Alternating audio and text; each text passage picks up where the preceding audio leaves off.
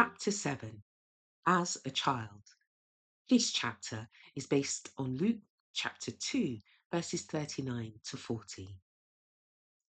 The child Jesus did not receive instruction in the synagogue schools. The life of Jesus was a life in harmony with God. While he was a child, he thought and spoke as a child, but no trace of sin marred the image of God within him. Yet he was not exempt from temptation. The inhabitants of Nazareth were proverbial for their wickedness. The low estimate in which they were generally held is shown by Nathanael's question: Can there be any good thing come out of Nazareth? John chapter 1, verse 46. Jesus was placed where his character would be tested. It was necessary for him to be constantly on guard in order to preserve his purity. He was subject to all the conflicts which we have to meet, that he might be an example to us in childhood, youth, and manhood. Satan was unwearied in his efforts to overcome the child of Nazareth. From his earliest years, Jesus was guarded by heavenly angels, yet his life was one long struggle against the powers of darkness. That there should be upon the earth one life free from the defilement of evil was an offence and a perplexity to the prince of darkness. He left no means untried to ensnare Jesus. No child of humanity will ever be called to live a holy life amid so fierce a conflict with temptation as was our Saviour. The parents of Jesus were poor and dependent upon their daily toil. He was familiar with poverty, self-denial, and privation. This experience was a safeguard to him. In his industrious life, there were no idle moments to invite temptation.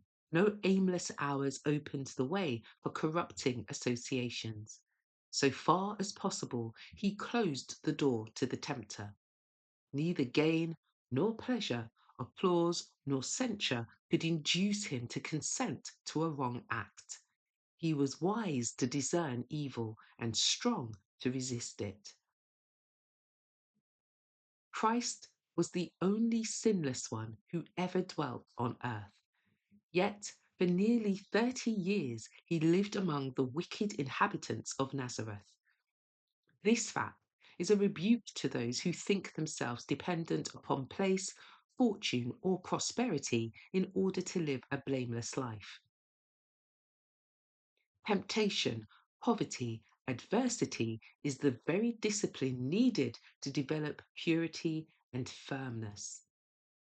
Jesus lived in a peasant's home and faithfully and cheerfully acted his part in bearing the burdens of the household.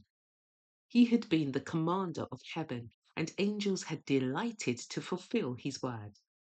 Now he was a willing servant, a loving, obedient son. He learned a trade and with his own hands worked in the carpenter's shop with Joseph.